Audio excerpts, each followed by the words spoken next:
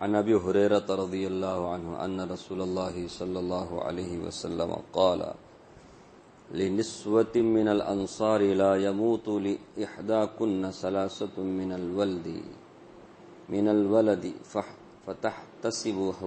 فتحتسبه الا دخلت الجنة. وقالت امرأة منهن او اثنان یا رسول اللہ قال او اثنان. حضرت ابو ہریرہ رضی اللہ عنہ روایت کرتے ہیں کہ رسول اللہ صلی اللہ علیہ وسلم نے انصار کی عورتوں سے ارشاد فرمایا کہ تم میں سے جس کے بھی 3 بچے مر جائیں اور وہ اس پر اللہ تعالی سے ثواب کی امید رکھے تو یقیناً وہ جنت میں داخل ہوگی. ان میں سے ایک عورت نے پوچھا کہ اگر 2 بچے مر جائیں؟ آپ صلی اللہ علیہ وسلم نے ارشاد فرمایا اگر 2 بچے مر جائیں تو بھی یہی ثواب ہوگا. تو کسی عمل پر ثواب کی نیت سے آدمی کچھ عمل کرے یا صبر کرے اس پر اللہ تبارک و تعالی ثواب عطا فرماتے. کسی کے بچے مر جاتے ہیں، کسی کا کچھ نقصان ہوتا ہے، یہ کانٹا بھی چبھ جائے مسلمان پر اس پر بھی نیکی ملتی ہے. اس سے پہلے آپ نے بارہا ایسی حدیثیں سنی ہیں. تو بچہ چلا جائے کتنی تکلیف ہوتی ہوگی. اب اس پر اگر کوئی ثواب صبر کرتی ہے ماں، اس کا باپ، یا ماؤں کا ذکر ہے، باپ کا ذکر اتنا نہیں ہے، کیونکہ جننے والی کون ہوتی ہیں؟ مائیں ہوتی ہیں. ان کو جتنا درد ہوتا ہے اتنا درد باپ کو نہیں ہوتا ہے. باپ کو بھی ہوتا ہے لیکن ماں کے مقابلے میں کم ہوتا ہے. 2 مہینے 9 مہینہ پیٹ میں اٹھائے پھرتی ہے، پھر اس کے بعد 2 سال دودھ دیتی ہے، کتنی ساری قربانیاں دیتی ہے اس کے لیے. راتوں کو جاگنا پڑتا ہے، نیند قربان کرنا پڑتا ہے. اب جن کی بیویاں ہیں باہر گاؤں میں جانے والے نہیں، گاؤں میں رہنے والے، بچہ ہوا ساتھ میں رہتے ہیں، ان کو پتا ہوتا ہے راتوں میں ان کی نیند جب خراب ہوتی ہے نا، بچہ جب اٹھتا ہے روتا ہے دودھ کے لیے، تب ان کو پتا ہو کہ اتنی قربانی ہماری ماؤں نے دی ہوگی. تو مائیں اگر ان کی اولاد ان کی آنکھوں کے سامنے اللہ کو پیاری ہو جائے تو بہت تکلیف ہوتی ہے. آپ صلی اللہ علیہ وسلم اس لیے تسلی دے رہے ہیں اگر تم میں سے کسی کی 3 اولاد، فرمایا 2 اولاد بھی، اگر یہاں تو 2 ہے اور آگے 1 بھی، 1-2 میں کیا بھی نہیں، تکلیف تو ایک بچے پر بھی ہوتی ہے. میں نے کہا نا ایک کانٹا بھی چبھتا ہے تو تکلیف ہوتی ہے، اس پر بھی نیکی ملتی ہے. تو فرمایا آپ صلی اللہ علیہ وسلم اگر وہ صبر کرے گی اس کو جنت اللہ تعالیٰ عطا کریں گے، وہ یقیناً جنت میں داخل ہوگی. عن عبداللہ بن عمرو بن عاص رضی اللہ عنہما قال اگر اس طرح ہم لوگ، اللہ حفاظت فرمائے، سب کو اللہ آزمائش سے بچائے، صبر تو کرنا ہے اور دھیان کیا، رسول اللہ صلی اللہ علیہ وسلم نے اس پر جنت کی بشارت سنائی ہے. اس تصور کے ساتھ اگر صبر کریں گے تو پھر صبر کر بھی سکتی ہے عورت اور مرد، اور اس کے بعد صبر کے بدلے میں جنت بھی ملے گی. حالات تو سب پر آتے ہیں لیکن دھیان نہیں ہوتا. رسول اللہ صلی اللہ علیہ وسلم کی حدیثوں کو کتنے لوگ جانتے ہیں. اس لیے ہمیں بھی کیا کرنا چاہیے، جب تعزیت کی بات کرنے کے لیے جائیں تو رسول اللہ صلی اللہ علیہ وسلم کی بات ہمیں معلوم ہے تو ہمیں کیا کرنا چاہیے، بتا دینا چاہیے. بھائی ہم نے حدیث میں سنا ہے رسول اللہ صلی اللہ علیہ وسلم نے یہ فرمایا ہے، آپ صبر کرو اللہ اس کا بہترین بدلہ دے گا. جنت سے بڑی دولت اور کیا ہو سکتی ہے، جنت دیں گے. تو ان کو صبر آئے گا. ورنہ عورتیں روتی ہیں، بال کھینچتی ہیں، پیٹتی ہیں اپنے آپ کو، کیا کیا کی کرتے رہتی ہیں عورتیں، اور ایکٹنگ بھی بہت کرتی ہیں بعض عورت، رونا دھونا. اب نہیں روئے گے تو بعد میں آنے والے کیا سوچیں گے، کیا اس کو درد نہیں ہے کیا بچہ مرنے پر، خوش ہے شاید، تو کیا کرنا پڑتا ہے؟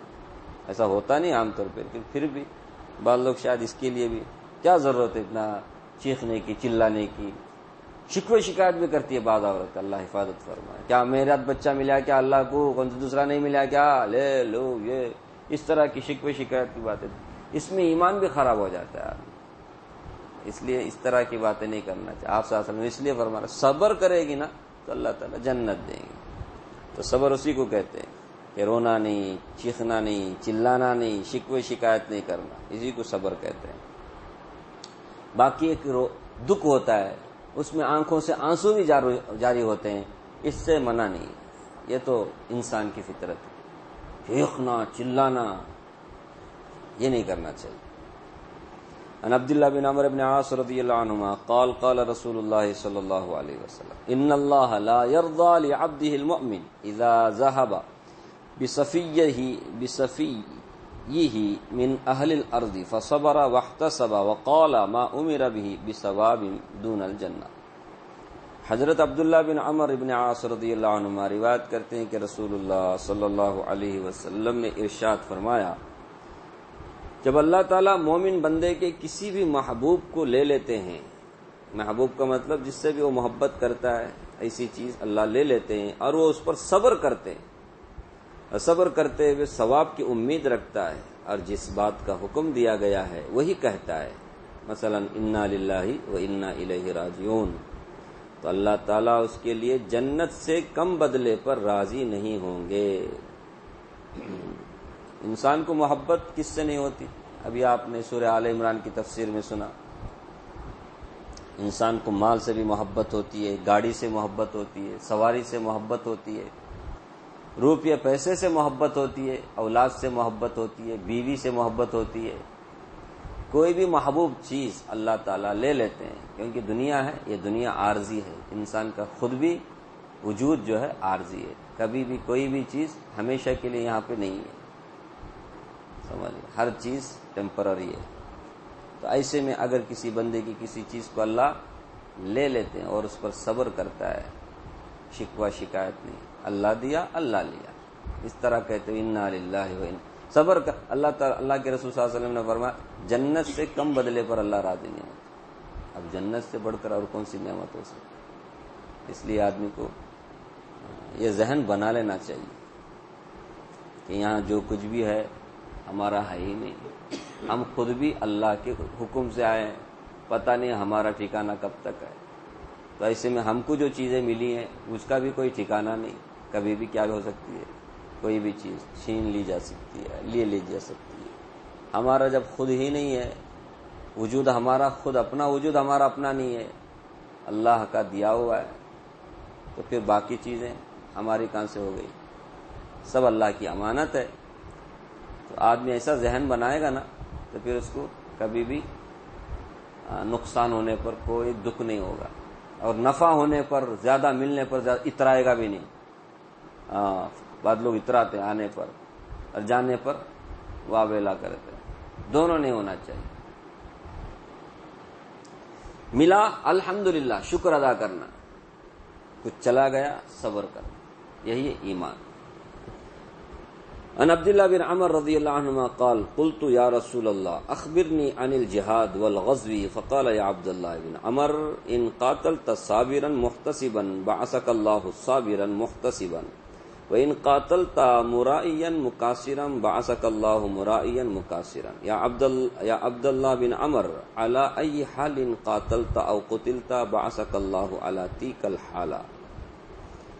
حضرت عبداللہ بن عمر رضی اللہ عنہ فرماتے ہیں کہ میں نے عرض کیا یا رسول اللہ مجھے جہاد اور غزوے کے بارے میں بتلائیے، جہاد اور غزوے کے بارے میں بتلائیے. آپ صلی اللہ علیہ وسلم نے ارشاد فرمایا عبداللہ بن عمر اگر تم اس طرح لڑو کہ صبر کرنے والے، ثواب کی امید رکھنے والے ہو تو اللہ تعالیٰ تمہیں قیامت کے دن صبر کرنے والا اور ثواب کی امید رکھنے والا شمار کر کے اٹھائیں گے. اور اگر تم دکھلاوے اور مال غنیمت زیادہ سے زیادہ لینے کے لیے لڑو گے تو اللہ تعالیٰ تمہیں قیامت کے دن دکھلاوا کرنے والا، مال غنیمت زیادہ سے زیادہ لینے کے لیے لڑنے والا شمار کر کے اٹھائیں گے. یعنی میدان حشر میں یہ اعلان کیا جائے گا کہ یہ شخص دکھلاوے اور زیادہ مال حاصل کرنے کے لیے لڑا تھا۔ عبداللہ، جس حال اور جس نیت پر تم لڑو گے یا مارے جاؤ گے، اللہ تعالیٰ اسی حال پر، اسی نیت پر قیامت میں تمہیں اٹھائیں گے۔